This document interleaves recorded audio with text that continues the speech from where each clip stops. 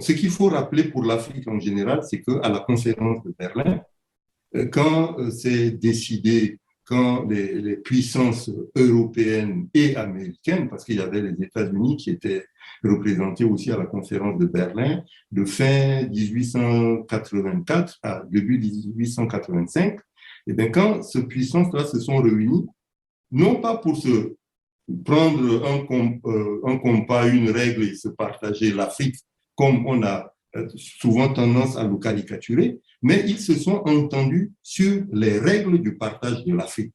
Hein. Et je crois qu'au sixième point de l'accord qui a été signé, de l'accord de Berlin, il y avait la nécessité, enfin invoquée par les puissances européennes, de mettre fin à la traite négrière arabe. Hein. C'est marqué, je crois que c'est le point numéro 6.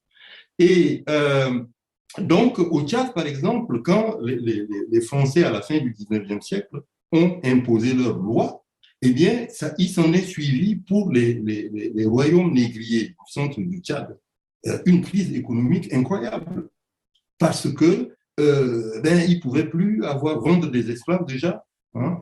Ils ne pouvaient plus avoir des esclaves parce qu'il y avait un certain nombre de travaux qui étaient réservés aux esclaves, notamment l'agriculture, le transport de l'eau, la garde du bétail, etc. Tous les travaux qui nécessitaient beaucoup d'efforts étaient dévolus aux esclaves. Et à partir du moment où on empêchait à ce gens-là de pratiquer ce commerce qui était devenu ancestral à force de perdurer dans le temps, eh bien, c'était la crise économique.